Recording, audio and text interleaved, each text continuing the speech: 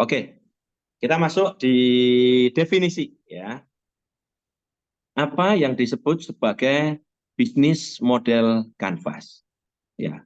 Jadi bisnis model kanvas ini adalah sebuah diagram, sebuah alat strategi yang ditemukan oleh Alexander Osterwalder, ini dari Rusia, di mana kalau bisnis model kanvas ini kalau disingkat menjadi BMC.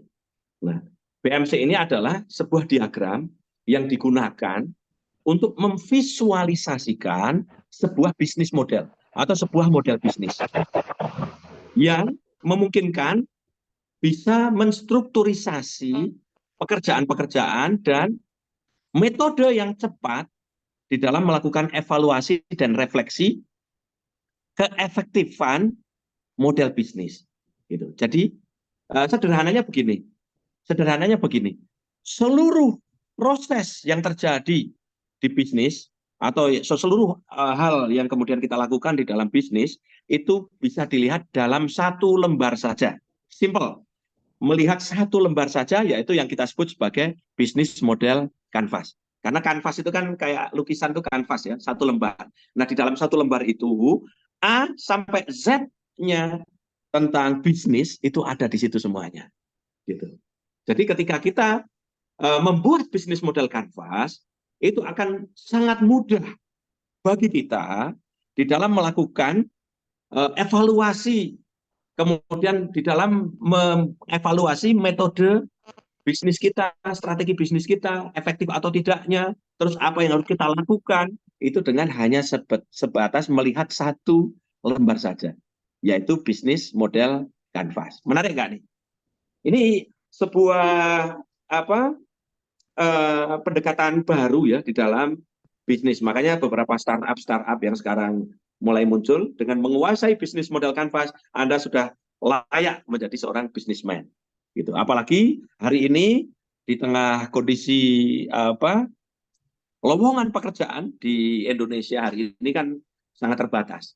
Jadi kalau mahasiswa-mahasiswa semuanya bercita-cita jadi ASN atau jadi eh, apa pegawai, itu boleh-boleh saja, sah-sah saja, tetapi kompetisinya akan sangat besar gitu dan berpotensi banyak yang tidak masuk ke sana.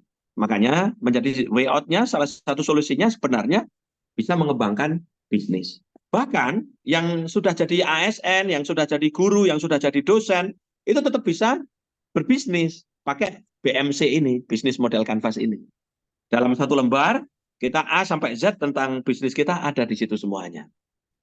Termasuk, misal kalau teman-teman yang di pendidikan, ya ini pendidikan kimia semua ya. Ya, Nah, di pendidikan kimia itu kan nanti bisa bisnis bimbingan belajar, itu kan, atau mungkin kebutuhan-kebutuhan apa yang mungkin dibutuhkan oleh sekolah, oleh mahasiswa, oleh apa itu bisa sangat mungkin kemudian memulai menginisiasi bisnis. Gitu. Jadi walaupun sudah nanti jadi guru, jadi dosen, itu juga tidak ada salahnya berbisnis dengan BMC ini. Ya, jadi karena ini mata kuliah kewirausahaan ya, maka saya memotivasi kepada teman-teman sekalian, mahasiswa-mahasiswi pendidikan kimia untuk yuk kita belajar bisnis gitu. Karena entrepreneur ini menjadi hal yang sangat penting. Kalaupun nanti akhirnya tidak jadi pebisnis, misal jadi dosen, jadi guru dan seterusnya, ilmu tentang bisnis ini sangat kepake juga di dalam aktivitas menjalankan pekerjaan kita. Kita masuk bisnis model kanvas itu tampilannya seperti apa? Tampilannya seperti ini. Ada yang pernah melihat tampilan ini? Halo? Halo, Belum? ya Pak. Ya, Ada ayo yang pernah lihat? silakan memberi tanggapan adik-adik.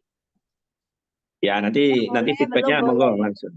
Ya, Ya, silakan. ada yang mau bercerita tentang ini? Ada yang pernah lihat atau pernah belajar membaca tentang materi ini, bisnis model kanvas? Ini saya mengambil dari businessmodelgeneration.com. Sebenarnya nanti teman-teman bisa belajar banyak ya di internet ya terkait ini. Nah, Bisnis model Canvas ini ada 9 blok ya. Ini ada 9 blok. Gitu. Yang pertama ini ada customer segment ya. Sebentar nih screen smart. Oke. Ini ya. Jadi yang pertama itu ada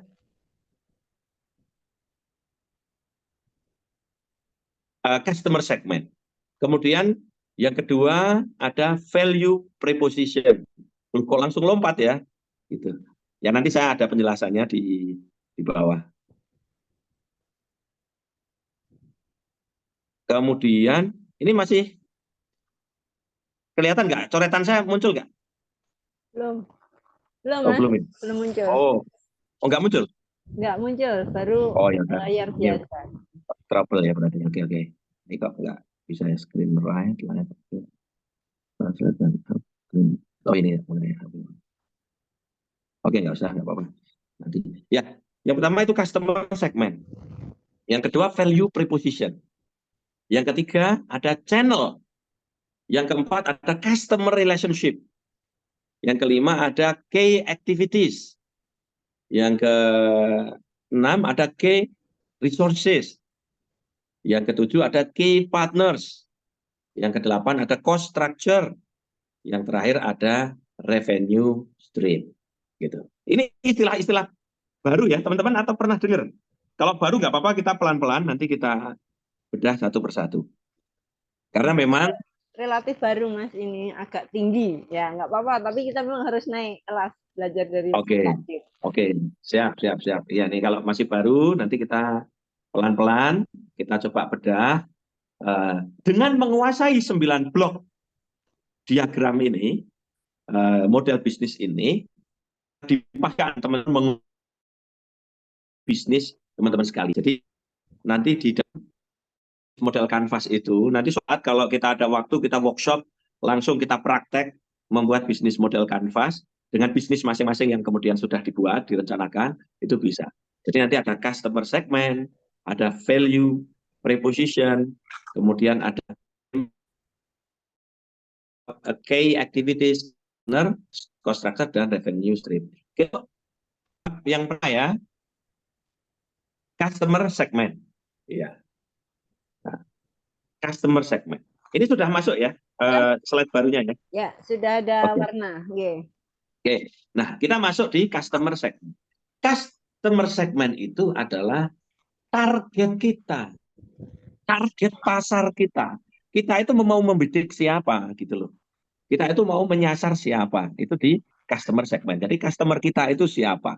Ini penting karena akan menentukan nanti produk yang akan kita tawarkan. Atau dalam bahasa bisnis model Canvas, value preposition apa yang kemudian akan kita tawarkan. Tapi nanti kita definisinya satu-satu kita pelajari dulu. Yang pertama tentang customer segment. Sederhananya begini, customer segment itu kalau dibentuk dalam satu kalimat tanya, who you help. Siapa ya? Siapa yang kamu bantu gitulah. Siapa yang kamu bantu. Kenapa? Karena pada hakikatnya produk kita, produk barang ataupun jasa yang kita buat di dalam bisnis kita itu kan membantu customer kita gitu loh.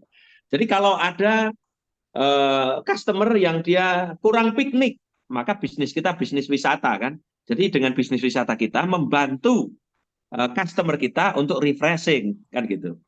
Atau kalau bisnis kita makanan, customer kita lapar, kita bantu, kita siapkan makanannya, kita siapkan nasi goreng atau apa, itu produknya. Jadi tapi siapa yang kamu bantu? Itu adalah customer kita, target kita, ceruk kita. Apakah semuanya bisa masuk? Bisa, tetapi hari ini perkembangan bisnis itu semakin spesialis, semakin spesifik gitu. Jadi kalau didefinisikan ya, jadi siapa yang kamu bantu itu adalah group of people ya atau sekelompok orang atau organisasi atau institusi sebuah perusahaan atau organisasi yang ditujukan untuk mencapai atau membuat value for which ada di tingkat value. Jadi kita tujukan untuk mencapai atau membuat value, atau value ini produk untuk yang kita dedikasikan di dalam value proposition. Jadi nanti value proposition itu adalah produk yang akan kita berikan kepada customer segmen kita, gitu. Nah, kita lihat di diagram yang lebih jelas begini. Nah, ini. Jadi value proposition yang berwarna merah ini itu adalah jawaban atas kegundahan atau kebutuhan atau keinginan customer kita. Jadi customer kita itu butuh apa, perlu apa, itu terjawab dengan value proposition ini. Nah, value proposition ini itu bisa disebut kalau simpelnya yaitu produk kita itu apa. Nah, produk itu di sini. Tapi bukan sekedar nama produk, tetapi produk yang memiliki diferensiasi, produk yang memiliki nilai tambah yang kemudian ini berbeda, sehingga layak untuk kemudian kita tawarkan kepada customer segmen kita. Contoh, kalau di TKL Ecopark, nih kita customer segmen kita adalah anak-anak pelajar SD, SMP, SMA yang melakukan wisata edukasi ke TKL Ecopark. Salah satu value proposition kita adalah kita berikan edupark, gitu, edupark atau taman yang cocok untuk edu, jadi taman edukasi, taman yang cocok untuk belajar. Makanya kita kerjasama dengan UNY itu ada program namanya TKL Laboratory Recreation kolaborasi yang dipimpin oleh Prof. Isyana, Bu Retno, Bu Gun dengan TKL. Kita banyak program Laboratory Recreation. Jadi itu salah satu value proposition yang kita tawarkan kepada customer segmen kita, yaitu pelajar. Yaitu pelajar ataupun orang yang pengen belajar. Gitu. Nah, ini contoh kalau di bisnis wisata. Gitu. Nah, nanti di bisnis yang lain juga akan ada. Ya. Nah, value proposition itu apa? Kita lihat, value proposition itu adalah bagaimana kamu membantu. Kalau tadi siapa yang kamu bantu, ya kan? Kalau sekarang value proposition itu bagaimana kamu membantu, how you help. Gitu. Jadi ini adalah sekelompok produk atau beberapa produk dan layanan, produk dan service yang membuat value, yang membuat nilai untuk customer segment. Gitu. Jadi value proposition ini adalah sekelompok produk atau layanan, produk dan layanan yang membuat nilai untuk customer segment kita. Jadi itulah kita membantu customer kita, how you help. Bagaimana kita membantu dengan value proposition ini. Gitu. Nah, ini ada diagram di sampingnya ini contoh. Jadi bahwa itu ada produk, kemudian di sampingnya ada customer. Ini ada produk dan ada customer. Nah, ini produk ini adalah value proposition. Ya, produk ini adalah value proposition. Di sana ada benefit, ada experience, ada features. Nah, ini adalah produk. Nah, produk inilah yang kemudian menjawab kegelisahan customer kita, yaitu want, kegelisahan, keinginan customer, need, kebutuhan customer, fears, ketakutan. Ketakutan yang seperti apa? Ketakutan customer, yaitu ketika resiko ketika dia pindah memilih produk kita, itu kita kira-kira resikonya apa? Misal dia terbiasa makan McD, gitu kan, si customer kita. Terus karena ada kemarin boykot produk yang mendukung Israel karena penjajah Palestina waktu yang ramai di media itu, maka banyak yang beralih mencari produk-produk lokal, brand-brand lokal, fried chicken gitu. Nah, nanti ketakutannya customer ini apa? Kira-kira seenak McD enggak ya gitu. Kira-kira sekenyal McD enggak ya? Nah gitu. Ini ketika kita bisa menjawab itu, oh ternyata ini enak juga kok. Oh bahkan lebih enak. Nah, ini produk yang kemudian memiliki value yang kemudian menjawab atas kegelisahan customer. Jadi customer ini punya keinginan, punya kebutuhan, punya kekhawatiran, yang ini semuanya terfasilitasi oleh produk yang kita buat, yaitu produk yang kemudian di dalam bisnis kita. bisnis apapun, karena hakikatnya bisnis itu pasti akan ada produk atau value proposition yang kita tawarkan kepada customer. Ini kita ada 2 blok. Sampai di sini masih bisa dipahami? Masih ada 7 blok yang lain? Halo? 2 blok ini sudah bisa dipahami? Atau ada yang mau Masih ditanyakan sebelum saya lanjut? belum ada. Ada, Pak. Tapi sudah dipahami ya? Ada customer segment dan value proposition. Paham ya? Oke, kita lanjut. Ini kita sudah sampai 2 tadi ya, customer segment dan value proposition. Kalau customer segment tadi yang paling kanan ini, itu adalah tadi who you help, siapa yang kamu bantu, ya customer segment, siapa yang kamu bantu. Kalau value proposition, how you help, bagaimana kamu membantu di value proposition. Bagaimana kamu membantu tentu saja dengan produk-produk yang menjawab akan kebutuhan customer, akan keinginan customer, akan kekhawatiran, kegelisahan customer. Semuanya terjawab di value preposition. Nah, kita masuk, yaitu blok yang ketiga, yaitu channel. Channel ini adalah perantara gitu. Bagaimana value preposition ini nyampe kepada customer, gitu loh. Jadi value preposition ini nyampe kepada customer. Ini seperti apa? Gitu. Nah, ini nyampe itu seperti apa? Nah, itu disebut sebagai channel. Gitu. Kita lihat. Channel, how they know you and how you deliver. Jadi bagaimana mereka mengetahui kamu, bagaimana customer itu tahu tentang produk kamu, dan bagaimana kamu menyampaikan, gitu loh, menyampaikan produk kamu kepada customer. Jadi intinya di channel itu bagaimana mereka tahu tentang produk kamu dan bagaimana kamu mengantarkan produk kamu ke tangan customer. Itu yang disebut sebagai channel, gitu.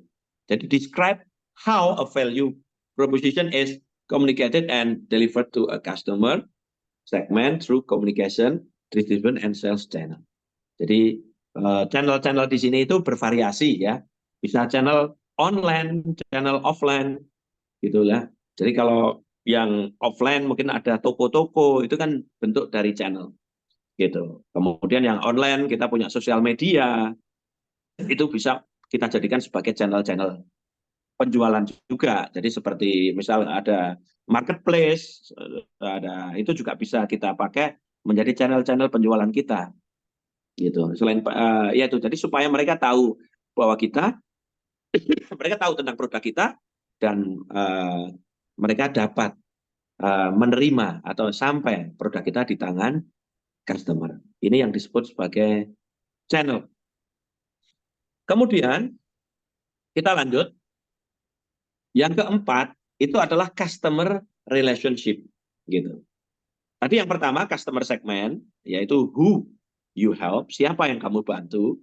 Yang kedua value proposition, yaitu how you help, bagaimana kamu membantu, ya, yaitu dengan produk-produk.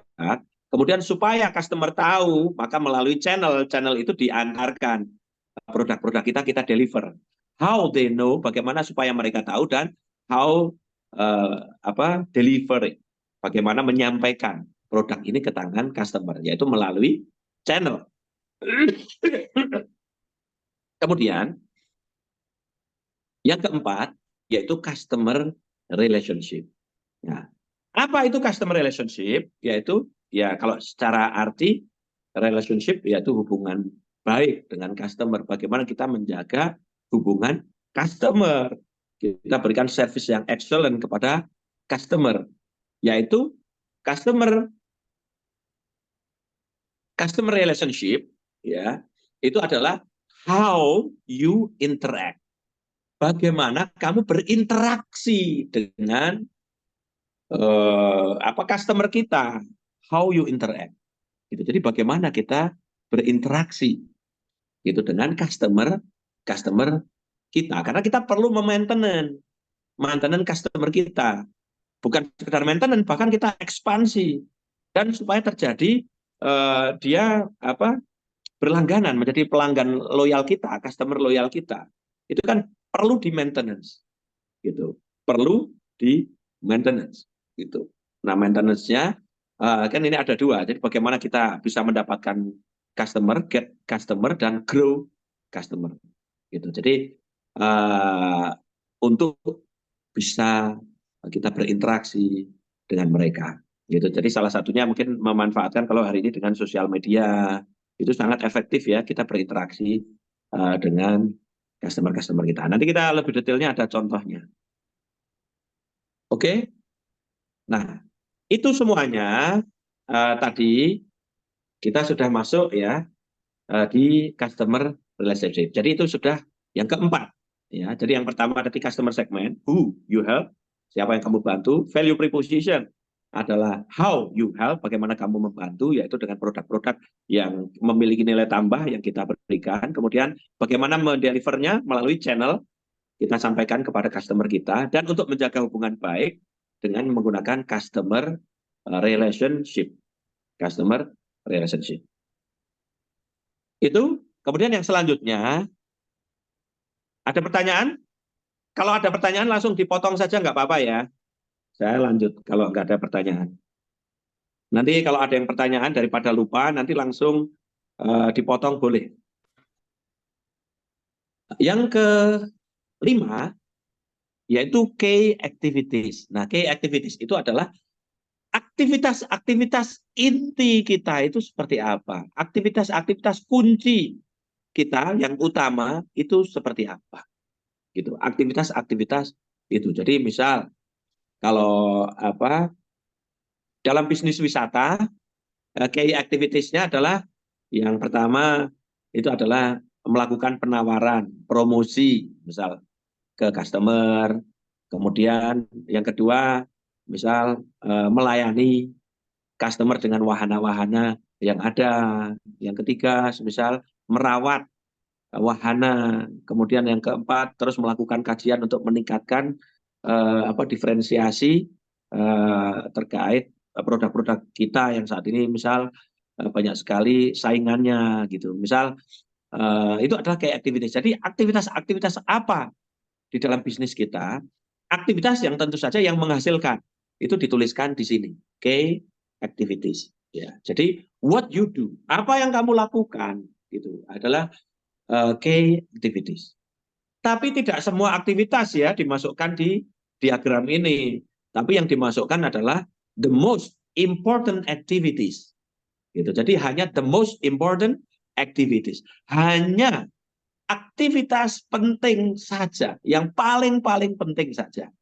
Jadi kalau aktivitas yang nggak penting, ya nggak usah dituliskan di situ. Yang tidak memiliki dampak, ya nggak usah di situ. Tapi kalau memiliki dampak, ya kita masukkan di situ. Dampak terhadap bisnis kita, gitu loh. The most important activities yang memang dibutuhkan untuk perform well, yang memang dibutuhkan untuk supaya performa bisnis kita itu bisa lebih baik. Kalau performa bisnis kita baik itu apa yang harus kita lakukan kan gitulah. Jadi apa saja sih aktivitas kita supaya bisnis kita itu berjalan. Nah, itu yang dituliskan. Lanjut.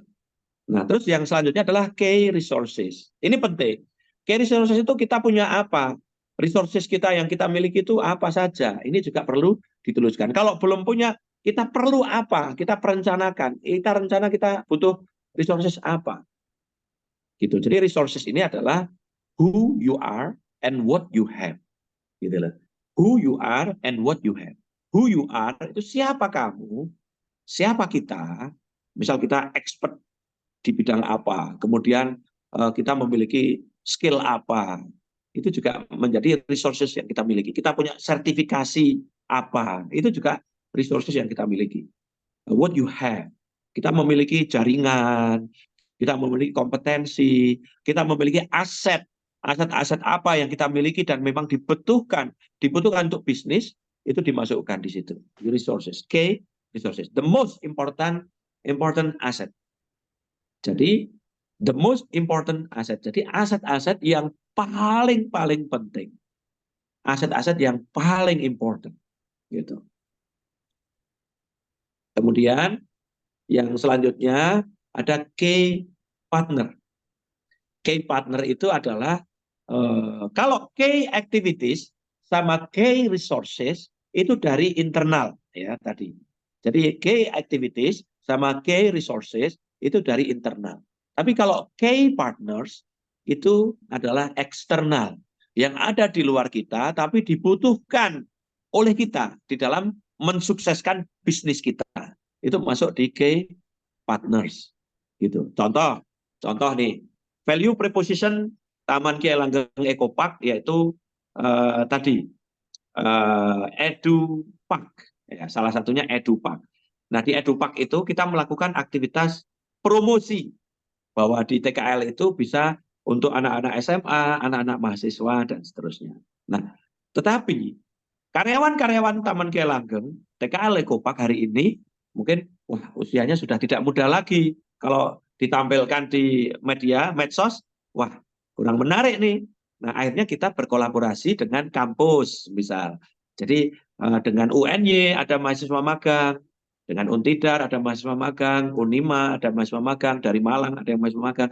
Nah mahasiswa-mahasiswa magang ini kemudian membuat konten untuk mempromosikan TKL Eco Park. Secara activity dia mendukung proses bisnis yang ada di TKL Eco Park, tetapi itu dari eksternal key partner, yaitu dari kampus yang berkolaborasi di dalam bisnis kita. Tapi di satu sisi memang win-win solution dari teman-teman kampus pengen langsung belajar praktek di lapangan. Jadi mereka betul-betul merasakan magang di TKL Eco Park dengan langsung membuat konten-konten, dia juga punya nilai tambah. Dia belajar dan setelah lulus dari kampus, selesai magang, dia bisa langsung bekerja sesuai dengan kompetensi yang sudah mereka miliki. Ini dan beberapa saya lihat yang dulu-dulu magang di TKL ini sudah mulai, bahkan ada yang akhirnya karena dia ikonik gitu, sekarang jadi di Unima itu saya lihat yang di sepanjang jalan Magelang tentang kuliah di Universitas Muhammadiyah Magelang, itu anak magang TKL yang dulu membuat konten-konten di TKL. Nah sekarang kebablasan dia jadi model di kampusnya, sampai sekarang dia direkrut oleh kampusnya. Ya itu jadi secara benefit dia mendapatkan benefit karena dia skillnya terasah, kemudian dia kepake, akhirnya dia bekerja sesuai dengan passion dan kompetensi yang dia miliki di konten kreator. Nah ini contoh, itu key partner, contoh kampus.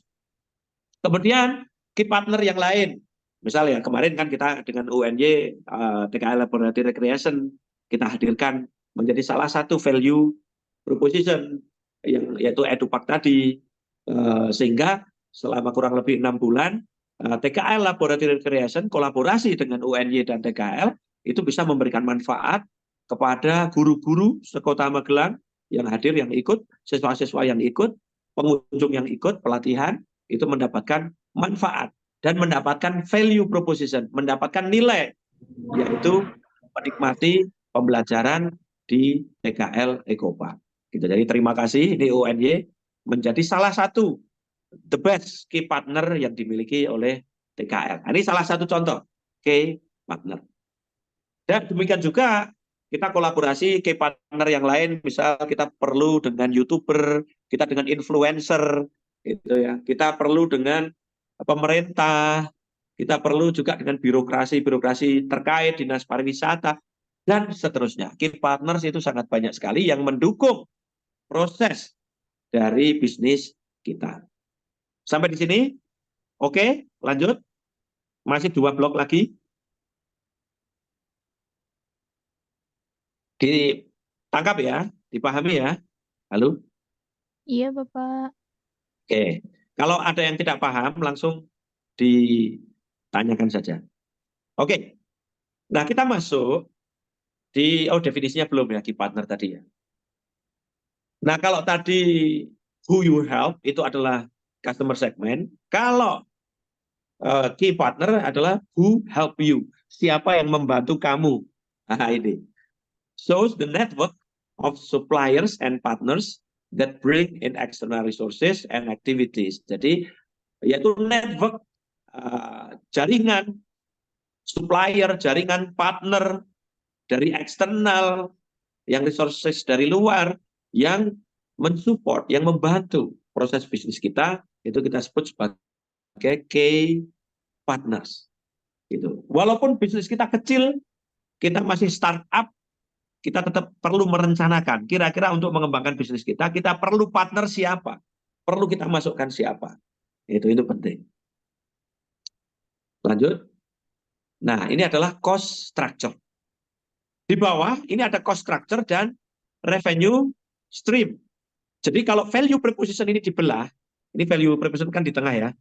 Ini kalau dibelah, itu revenue stream itu adalah hasil atau dampak dari penjualan value proposition ke customer segment. Itu jadilah revenue stream. Nah, kalau cost structure, bagaimana memproduksi value proposition atau memproduksi produk-produk, itu cost-nya atau biayanya berapa yang kita butuhkan. Itu adalah cost structure. Nah, cost structure itu adalah biaya-biaya yang dibutuhkan untuk memproduksi value proposition kita, produk-produk kita. Jadi biaya-biaya apa saja? Biaya itu ada dua ya, biaya fixed cost dan variable cost. Yang fixed cost itu mungkin gaji pegawai, sewa gedung atau sewa toko, itu kan fixed cost. Kalau yang variable cost itu tergantung. Jadi mungkin apakah bahan baku, apakah nanti ya yang naik turun. Nah, intinya kalau di cost structure, bagaimana itu bisa efisien, bagaimana bisa diefisiensikan, sehingga nanti bisa mempengaruhi terhadap keuntungan. Ini adalah cost structure. What you give, apa yang kamu keluarkan, apa yang kamu berikan, gitu. Apa biaya-biaya apa yang kamu keluarkan di dalam mengoperasikan bisnis kita. Jadi bisnis itu bisa berjalan ketika ada biaya-biaya apa yang kemudian berapa yang kita keluarkan. Jadi nanti digambarkan di dalam cost structure itu. Jadi dengan melihat bisnis model Canvas langsung paham. Oh, alur keuangannya seperti ini. Kemudian cost structure-nya, fixed cost-nya ini, rencananya, kemudian variable cost-nya ini, kebutuhannya seperti ini, kayak gitu. Jadi ini mulai tergambar. Nah, yang terakhir yaitu revenue stream. Revenue stream ini adalah tadi ya, saya sudah jelaskan tadi, what you get, apa yang kamu dapatkan. What you get, itu apa yang kamu dapatkan. Result from a value proposition successfully offered to a customer segment. Itu hasil dari ya suksesnya produk kita sampaikan kepada customer kita. Hasilnya yaitu revenue stream. Jadi hasil dari tersampaikannya produk kita di tangan customer. Tersampaikannya value proposition kita ke tangan customer. It is how an organization capture value with the price that customer are willing to pay. Jadi ini strategi di dalam pricing itu juga dimasukkan di revenue stream. Pricing strateginya. Nah, profit atau keuntungan itu calculated by subtracting the total of all cost in the cost structure from the total of revenue stream. Jadi nanti keuntungan itu bisa kebaca. Nah, nanti setelah kita lihat pendapatan di revenue streamnya seperti apa, biayanya berapa. Kalau cost-nya lebih besar daripada revenue stream, maka kita rugi atau minus. Tetapi kalau cost-nya lebih rendah daripada pendapatan atau revenue stream, maka kita untung. Makanya ketika menekan biaya seefisien mungkin. Intinya dua itu kalau dalam kinerja keuangan. Gitu ya. Ini jadi begitu. Oke, kita lanjut. Ini contoh. Ini contoh bisnis model Canvas miliknya Netflix. Miliknya Netflix. Ada yang nonton Netflix ini di HP masing-masing? Halo? Ada yang nonton Netflix? Ada yang pakai aplikasi Netflix, platform Netflix dalam nonton film? Halo? Ada?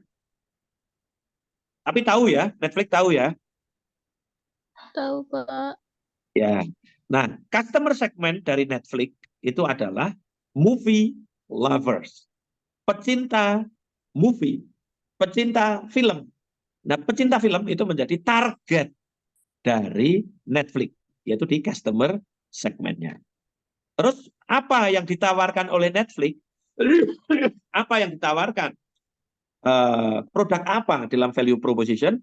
Yaitu watch on demand, entertainment, where and when you want.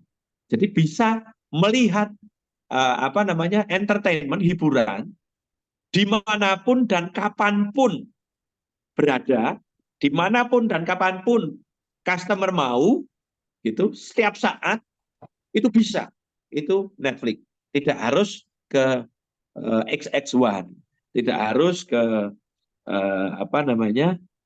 bioskop, gitu. Tidak perlu ke bioskop, tetapi cukup di HP masing-masing. Itu salah satu value proposition, diferensiasi nilai tambah yang ditawarkan oleh Netflix kepada customernya, yaitu pecinta film.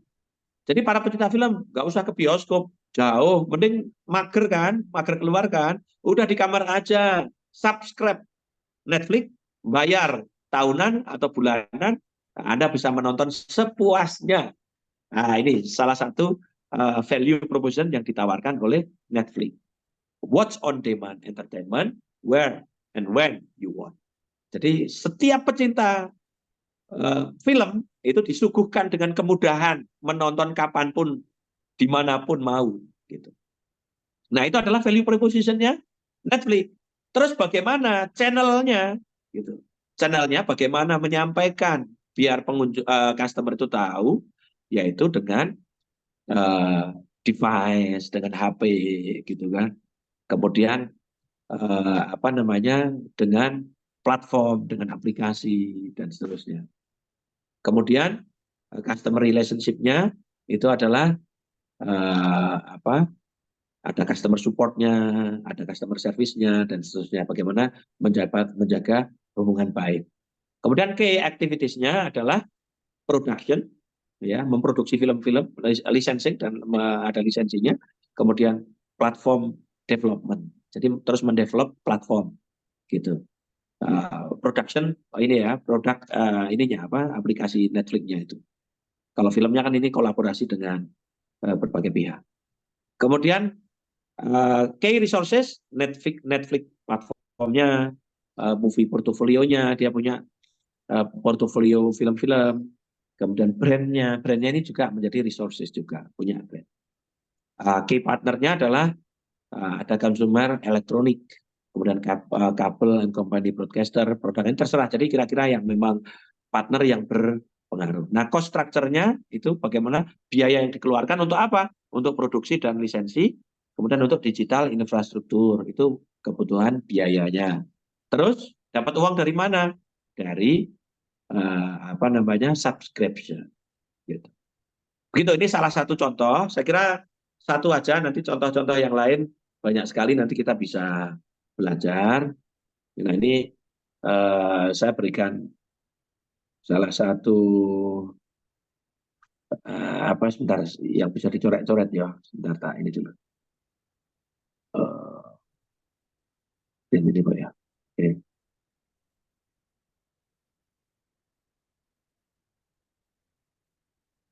Sebentar.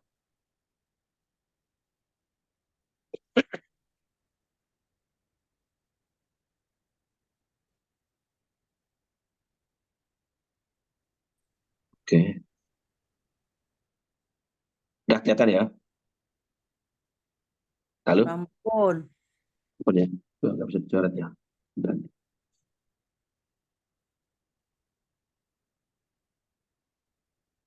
tadi nggak trouble. Oke.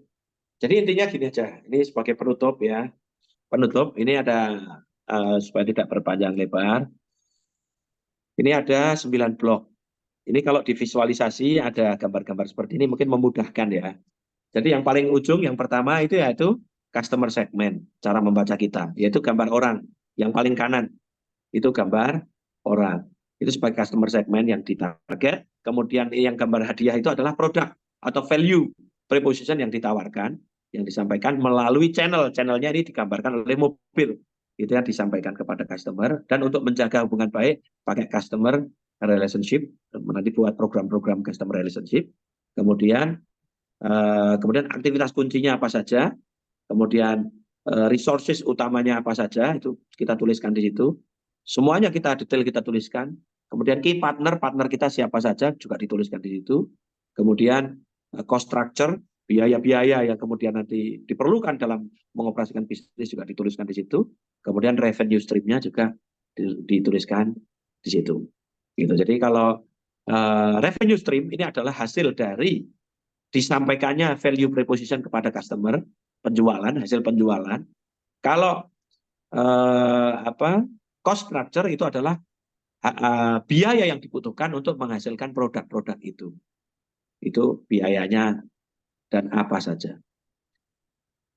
Begitu, mohon maaf ini kalau agak lari sana lari sini.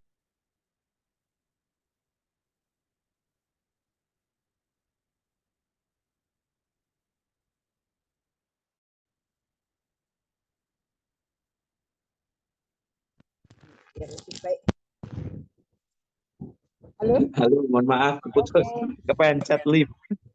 Oh iya. Ini, Ya, terima kasih. ya. Bentar Mohon maaf saya. ini tadi pagi baru dari perjalanan ke Purbalingga, ini sedang di Purbalingga. Jadi tadi agak sedikit terlambat, mohon Oh, maaf. kebetulan agenda di luar kota gini. Ya, ini. Alhamdulillah dengan adanya teknologi bisa dapat semuanya ya.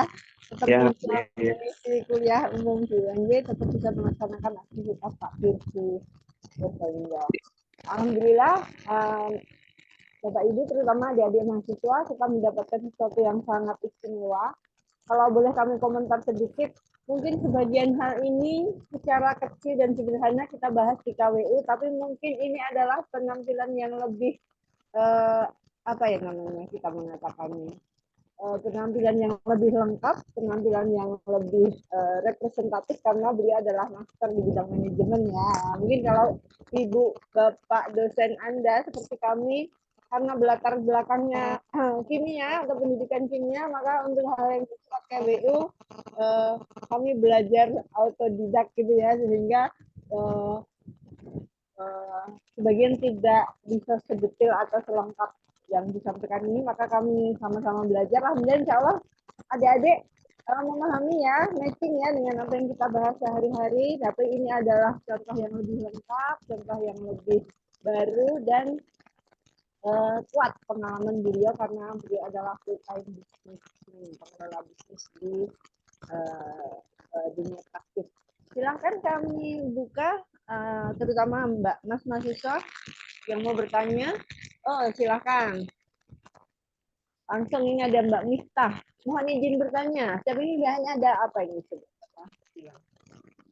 Ada masa sepinya. Bagaimana untuk TKL? Ini strateginya. Oh iya. Yang bisa dijawab sambil menunggu pertanyaan yang lain. Silahkan Pak Dir. Oh iya, terima kasih. Jadi memang betul, jadi biaya fixed cost kita kan ada gaji, dan memang ada masa-masa sepi ya, yang memang ini masih terus berprogres. Nah, untuk masa-masa sepi ini kan biasanya kita di TKL itu ada low season, ada peak season, gitu. Peak season itu biasanya dimulai dari Januari, itu peak season bagus. Kemudian Februari itu low season. Februari, Maret, April, Mei itu low season. Kemudian Juni, Juli, Agustus, Juli itu peak season bagus. Juni, Juli pas liburan sekolah. Kemudian November, Desember ini bagus. Desember, Januari ini adalah peak season. Kemudian sama liburan, Lebaran, jadi tanggal merah dan Lebaran. Jadi Lebaran itu juga peak season. Nah, selain waktu-waktu ramai itu betul sekali. Jadi memang bagaimana mensiasatinya supaya bisa kita tetap beroperasi. Memang salah satu yang dilakukan ketika low season kita melakukan efisiensi kalau dari sisi cost. kita coba efisiensikan. Contoh, misal penggunaan kaporit untuk operasional perawatan kolam renang, waterboom. Itu kalau yang pengunjungnya banyak, itu otomatis kaporit untuk kolam renangnya dibutuhkan lebih banyak. Tapi kalau pengunjungnya sedikit, itu juga kita sesuaikan kebutuhan, kita efisiensikan jadi lebih sedikit. Nah, itu salah satu contoh seperti itu. Nah, kemudian demikian juga di pendapatan. Jadi kan strategi bisnis itu ada dua. Bagaimana menekan biaya, ya, menekan biaya. Yang kedua, meningkatkan pendapatan, gitu. Nah, menekan biaya itu tadi sudah saya contohkan. Kalau meningkatkan pendapatan itu kita buat strategi-strategi di low season, itu kita buat event-event itu di low season, sehingga pendapatan bisa lebih baik. Contoh, kemarin di low season kita di bulan Oktober kita mengadakan Magelang 10K. Magelang 10K yang dihadiri 1.000, kalau dengan seluruh petugasnya mungkin 1.500-an orang itu ada di waktu pagi hari di TKL, termasuk di TKL Laboratory Recreation yang miliknya UNY kan juga dihadiri, dilihat oleh Pak Wali Kota, Pak Wali, kemudian sama jajaran Forkompimda, dan seterusnya. Nah, itu salah contohnya kita buat event Magelang 10K. Kemudian kita juga kasih bonus-bonus, misal di waktu low season. Contoh, kita pakai diskon 30% member get member di low season. Kemudian kita juga pakai strategi di low season itu bonus. Misal sekolah yang rombongannya satu sekolah datang atau minimal 200 orang, maka dapat bonus training motivasi gratis langsung dari direktur misal. Itu juga salah satu strategi kita untuk meningkatkan pendapatan di low season. Gitu. Jadi strategi kita tadi menekan biaya yang bisa kita tekan, kita efisiensikan, dan meningkatkan pendapatan dengan berbagai strategi di masa-masa low season. Ini Profesor Isana ngecat ya? Ya, Bu Is juga bertanya, Pak Dir, kalau sudah selesai pertanyaan pertama.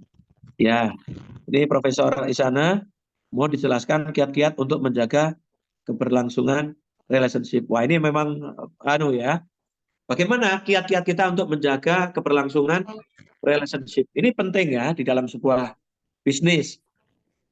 Jadi contoh kalau di Taman Kia Langgeng di TKL Eco Park, kita untuk menjaga hubungan dengan customer, terutama biro-biro itu kita ada kontrak khusus gitu. Jadi spesial, diskon spesial.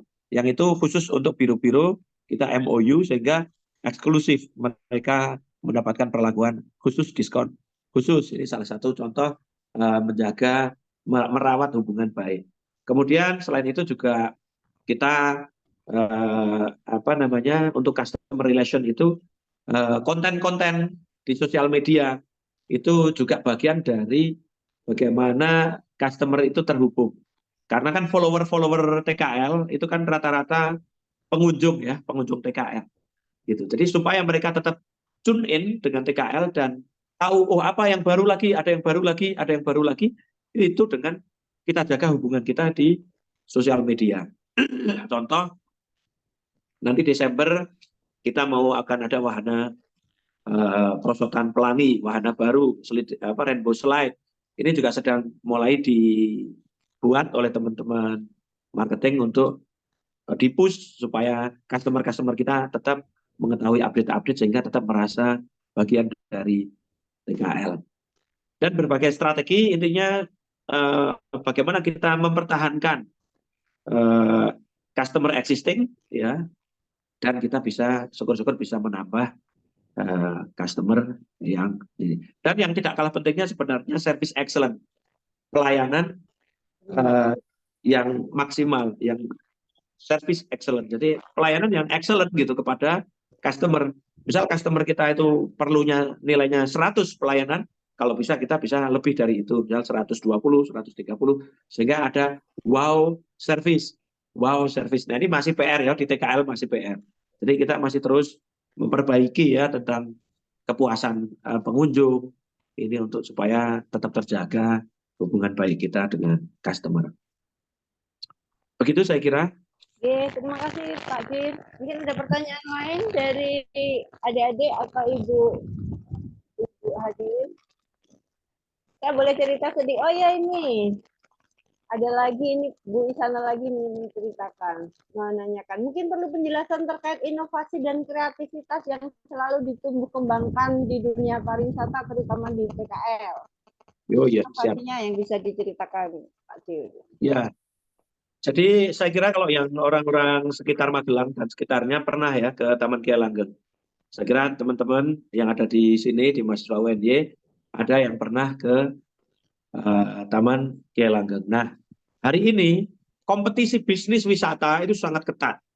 Hari ini destinasi baru wisata itu sangat banyak bermunculan di sekitar Magelang, bahkan di Jawa Tengah ini banyak sekali. Nah, salah satu yang kemudian harus kita lakukan itu adalah kita harus melakukan inovasi dan kreativitas. Terus kita kembangkan. Kita tidak bisa stagnan karena pengunjung kan bisa jadi bosan. Nah, Taman Kia Langgeng ini kan di launching pada tahun 87. 87 itu kan sudah sangat old ya, gitu. Tahun 87. Sekarang usianya udah kurang lebih 35 tahun ya, usia Taman Kia Langgeng. Nah, di usia yang tidak muda lagi, kita lakukan di Taman Kia Langgeng itu ada 3 transformasi. Kita sebut sebagai transformasi. Jadi supaya Taman Kia Langgeng ini tetap eksis di mata pengunjung, maka ada 3 langkah yang kita lakukan, yaitu yang kita sebut sebagai transformasi. Yang pertama yaitu business model transformation, yang kedua brand image transformation, yang ketiga di financial transformation. Yang pertama di business model transformation atau transformasi model bisnis, kita terus kembangkan. Ada 5 produk yang terus kita kembangkan. Ada botanical park, ada edu park, ada playground park, adventure park, kuliner park. Jadi transformasi model bisnis ini harus terus dilakukan. Jadi tidak bisnis modelnya itu ya udah itu aja, tidak. Tapi tadi sebagaimana bisnis model canvas tadi, kita harus terus kaji, terus kita lihat apa yang perlu diperbaiki. Jadi harus terus diinovasikan. Yang kedua, transformasi brand. Kita lakukan rebranding. Oh, Taman Kia Langgeng ini brandnya kan sudah cukup old. Makanya supaya lebih kekinian, kita rebranding dengan nama baru TKL Eco Park. Dengan tagline-nya Exciting Eco Friendly Park. Jadi bagi teman-teman yang belum follow akun TKL Eco Park, silahkan nanti follow di Instagram, di TikTok, itu bisa dilihat. @TKL Eco Park. Itu nanti bisa dilihat perubahan-perubahan yang sedang kita lakukan. Kemudian kalau mau follow saya juga boleh @ariftaat. Oh, selalu personal brandingnya selalu. Ya. Nah, yang terakhir di financial transformation kita sedang digitalisasi bertahap pakai e-money. Ini masih belum selesai, baru Git depan saja ini yang sedang kita inisiasi, gitu. Begitu saya kira teman-teman sekalian, monggo kalau ada yang perlu didiskusikan lagi. Terima kasih masih sedikit waktu. Ini saya juga ingin sampaikan apa yang menjadi inovasi teman-teman di kuliah inovasi dan kewirausahaan. Jadi belajar dari Pak Bir ya, adik-adik. Misalnya ketika adik-adik ada yang memproduksi makanan, kemudian ingin memberi inovasi atau keunggulan pada makanan. Jadi makanan yang Anda produksi tadi cocokkan dengan model bisnis canvas Pak Bir tadi. Apa keunggulannya, apa relasinya, kemudian customer seperti apa yang Anda incar. Seperti pernah ya di kelas, salah satu kelas ya, ada produk kesehatan dengan low kalori gitu ya. Jadi Anda harus mendidik sasaran customer para penganut diet gitu ya, bukan makanan biasa. Karena mereka harus memilih itu, walaupun harganya mahal mungkin akan tetap dibeli ya Pak, karena mereka butuh diet, bukan semata-mata makanan sehari-hari ya. Jadi belajar dari 9 kotak tadi, ternyata meskipun sederhana, kita berangkat dari produk yang sederhana, kita biasakan memang belajar kewirausahaan berbasis kimia Pak Dir. Jadi supaya ilmu kimia adik-adik ini bermanfaat. Biasanya mereka tertarik dengan bagaimana menginovasikan kandungan kimia sesuatu ya supaya memberikan nilai lebih pada produk. Kemudian bagaimana menginovasikan proses sehingga lebih baik produknya, yaitu jadi keahlian-keahlian kimianya itu tetap terpakai menjadi keunggulan produk. Apakah ada pertanyaan lagi ya adik-adik? Mungkin masih ada 50 menit. Silakan teman-teman kita manfaatkan kehadiran Pak. Oh ya, hari ini saya kemarin juga belum follow Pak. Jadi Pak Dir, jadi hari ini saya follow Pak Mas Dir, Ya. Pak Taat. Ada yang resen, Bu. Yes, Ada saya yang juga resen. follow. Oh ya, ada yang resen sebentar. Saya Ibu, saya Julio Bu. Saya mau nanya boleh Bu? Oh iya, Mas Julio waktu ya, Mas Julio ini masih selamat hari Mas. Pak Dir, silakan. Ya Bu, sebelumnya perkenalkan saya Julio. Saya juga mahasiswa magang dari TKL kemarin yang selama kurang lebih 2 bulan bersama di TKL Ekopar gitu Pak. Arif, Oke, Taat, terima seperti kasih. itu Pak. Ya.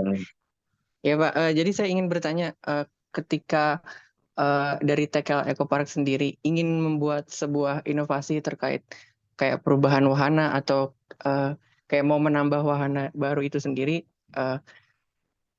bagaimana aktivitas, maksudnya kayak aktivitas dari internal dari TKL Ekopark sendiri dalam kayak sebenarnya TKL Ekopark kurang ini nih, jadi kayak butuh inovasi ini. Nah, untuk menambah Paham. wahana ini seperti itu. Nah, bagaimana dari internal dari TKL Ekopark sendiri dalam berdiskusi dan kayak sebenarnya kayaknya kita harus menambah wahana ini supaya nanti pengunjungnya makin ramai. Nah, terus ketika inovasi itu telah terbuat dan telah Baik.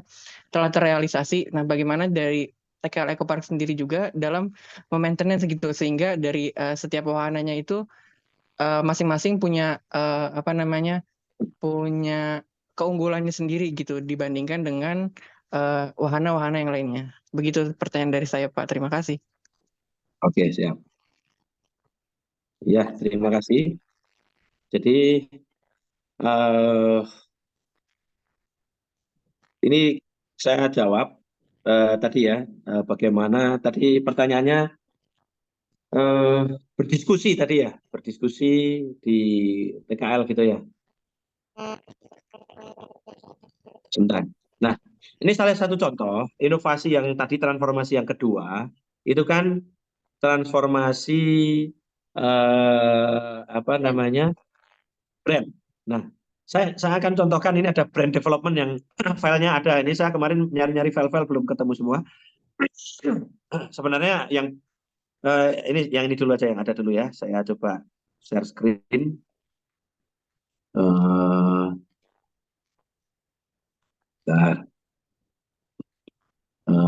Sebentar. Brand development strategi. Oke, ini saya sampaikan. Nah, ini kebaca udah muncul? Sudah. Halo? Sudah terlihat. Ya. Jadi kita melakukan transformasi ini juga ada dasarnya ya, yang kemudian kita membuat sebuah kajian. Jadi ketika saya masuk di Taman Kia Langgeng, waktu itu kan saya masuk di tahun 2021, bulan Juni tepatnya. Nah, waktu itu kita membuat perencanaan dulu, jadi baru tereksekusi 2022 kan transformasi kita. Jadi brand baru kita kan baru kita launching 2 Februari 2022. Nah, ini contoh ya, ini brand strategi yang ada di TKL. Nah, ini brand development. Kita ada 3 tahap. Jadi tahap yang pertama kita lakukan analisis, brand analysis. Tahap yang kedua kita melakukan strategic development. Yang ketiga visual development. Ini tahap dalam transformasi yang kedua. Jadi di dalam brand analysis, analisis brand, itu kita melakukan analisis internal seperti apa. Jadi yang kita miliki, TKL itu seperti apa sih? Kemudian external finding, kondisi di luar seperti apa sih? Kompetitor-kompetitor wisata di luar seperti apa sih? Gitu. Kemudian kita melakukan brand audit analysis. Nah, yang kedua setelah punya brand analysis, kita buat strategi development, gitu, yaitu dengan brand platform dan brand activation guideline. Sehingga nanti ada produknya yaitu visual development-nya, ada brand visual yang kita muncul TKL Eco Park, exciting eco-friendly park, itu tahapnya seperti ini. Jadi mulai dari brand analysis, strategy development, dan visual development. Nah ini saya percepat saja, intinya begitu. Ini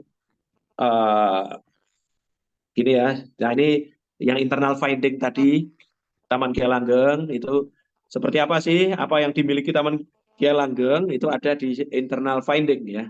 Gitu. Ini di internal finding. Nah, kemudian setelah internal finding masuk ke sini. Saat ini taman ini, nah ini kesimpulan. Saat ini Taman Kia Langgeng adalah taman hiburan yang terkesan tua, tidak memiliki daya tarik. Ini waktu itu ya, pada tahun 2021. Taman bunga dan paru-paru kota, taman yang sangat beragam wahana, positioningnya tidak jelas, namanya diambil dari penasehat Pangeran Diponegoro yang paling masyhur.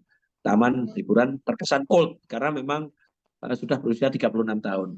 Maka kita dalam internal finding ini ada poin-poinnya, gitu. Nah, ini poin-poinnya.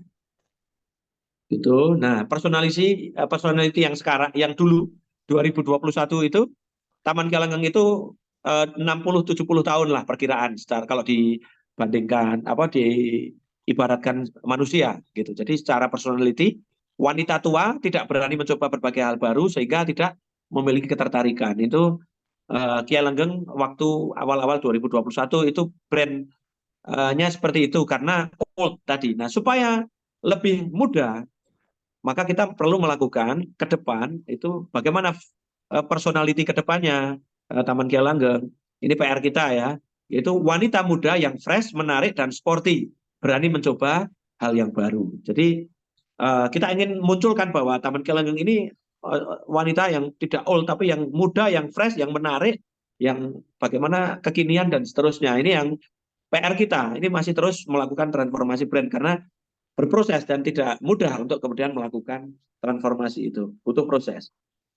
Kalau diibaratkan ayam, seekor ayam peliharaan yang sudah tua, tidak menarik, namun family friendly yang cukup populer di kalangan anak-anak.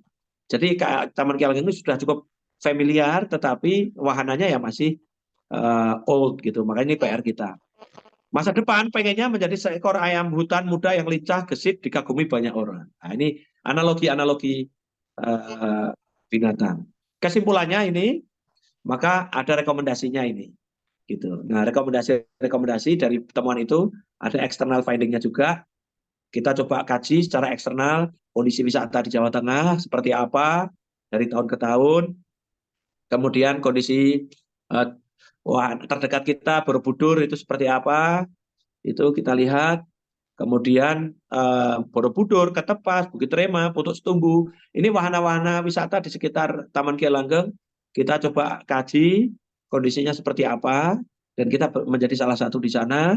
Kemudian ini kalau Ketepas seperti ini, external finding-nya, Bukit Rema seperti ini, external finding-nya, Putuk Setumbu seperti ini, external finding-nya, Gunung Tidar seperti ini, external finding-nya. Terus cara pemilihan warna seperti ini logo di eksternal. Jadi kalau di Ketep itu merah sama biru, kalau Bukit Rema warnanya itu, kemudian di Putuk Setumbu gitu, Gunung Tidar gitu. Ini pemilihan warna sehingga kita pertimbangkan. Ini saya percepat saja. Gitu, ini dusun Putuk Setumbu dan seterusnya ini. Oke, nah setelah kita buat kaji maka ada rekomendasi-rekomendasi. Nah ini dari brand audit, ini makna lambang TKL yang existing, terus kita buat untuk brand marketingnya seperti apa, gitu. Dengan mempertimbangkan lambang-lambang destinasi wisata yang ada di sekitar, gitu. Komposisi warna kita analisa, kemudian kita juga pertimbangkan beberapa aspek. Gitu Instagram kita sehingga muncullah brand platform kita gitu. Nah ini kan kondisinya ini yang sebelum rebranding ya, sebelum rebranding kan seperti ini tampilannya, kemudian Nah, brand essence-nya ini. Taman Kia Langgeng Eco Park, ini brand essence-nya. Kemudian, nah ini pokoknya penjelasan detailnya ya. Ini, Taman Kia Langgeng Exciting Eco-Friendly Park. Dari analisa-analisa ini, maka ada pilihan-pilihan, ada name option, ada TKL, ada Kia Langgeng Park. Ini waktu itu kita masih mengkaji mau brand marketingnya mau TKL saja atau Kia Langgeng Park atau seperti apa. Waktu itu masih kita kaji. Tapi akhirnya kita memilih salah satu yaitu TKL Eco Park. Ini ada sampai logo nggak? Nah, ini masih terus ya. Oke. Nah, ini pilihan awal A, ini brand brand awal pilihan satu. TKL Eco Park, ini logo yang brand marketing pertama. Terus pilihan ini kayak gini kita ketika dibandingkan dengan yang destinasi sekitar seperti apa. Pilihan B seperti ini gitu, ada bintang-bintang gitu. Seperti ini TKL Eco Digital Park sempat ada ide seperti itu. Kemudian ini contoh di billboardnya kayak gitu. Ini masih analisa-analisa. Nah, ini contoh nanti dari sisi seragamnya kalau pakai brand itu. Nah, ini yang akhirnya yang terpilih kan yang ini. Nature, Growth, dan Kepodang ini. Karena Kepodang kan menjadi khas. Ini, nah ini. Yang akhirnya kepakai kan yang ini. Kenapa pakai oranye? Karena artinya antusias, fun, dan kreatif. Nah, ini kan yang akhirnya terpilih. TKL, Eco Park. Akhirnya akan kepakai itu. Yang kepakai yang ini. Itu kalau contoh-contoh di dalam. Sekarang sudah mulai muncul di IG kita kan seperti ini. TKL Eco Park. Sudah mulai kita bertahap masukkan sejak 2022. Ini masih terus kita rancang ya, masih belum selesai. Berproses. Nah, ini contoh-contoh. Begitu Mas siapa tadi? Mas Julio dan adik-adik semua mahasiswa. Ya, Mas Yulio. Jadi prinsipnya memang kita juga tidak ngasal.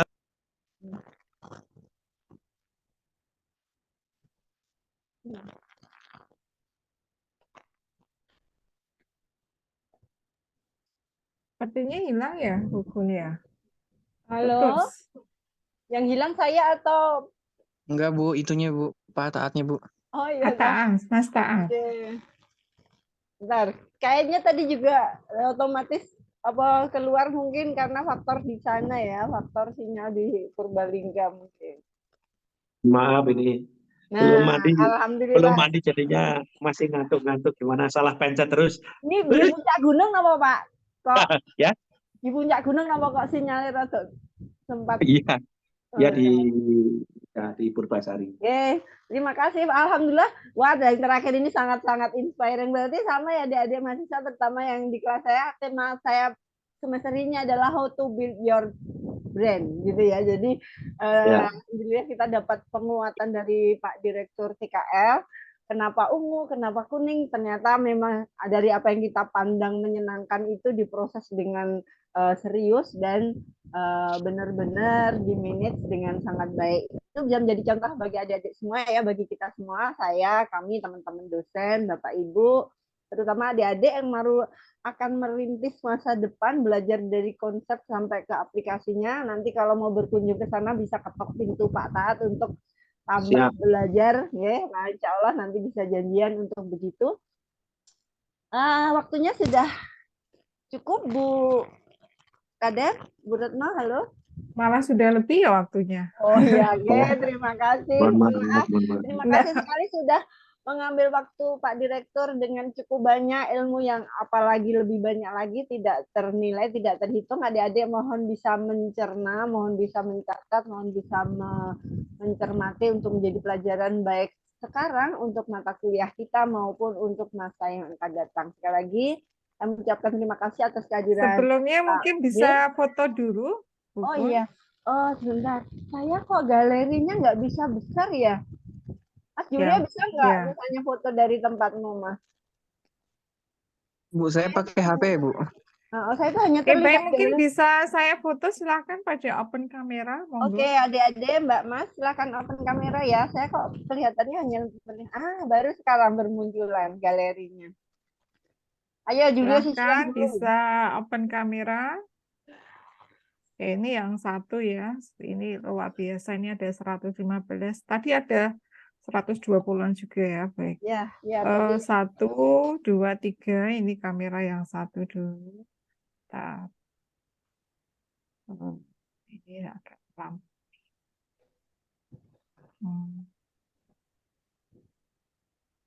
Sebentar ya.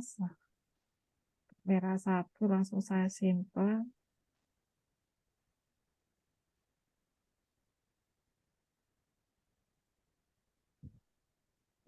Kemudian berikutnya 2. Mana ini Pak? Nggak pada open kamera? ya Allah, ayu-ayu cantik-cantik pada nggak open. Kemudian, bentar.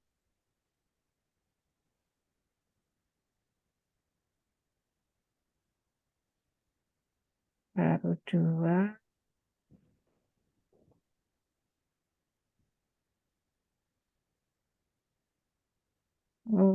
3. Oke, ada 5 ini ya. 3. Kemudian, sebentar, ini 3. Soalnya nanti kalau tidak disimpan, hilang. 3.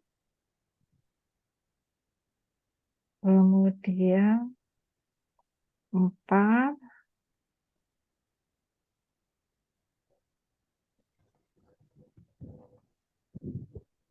Ya, 4. Kemudian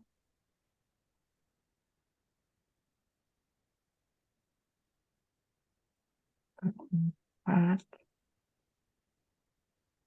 Dan yang terakhir, sebentar. 1, 2, 3.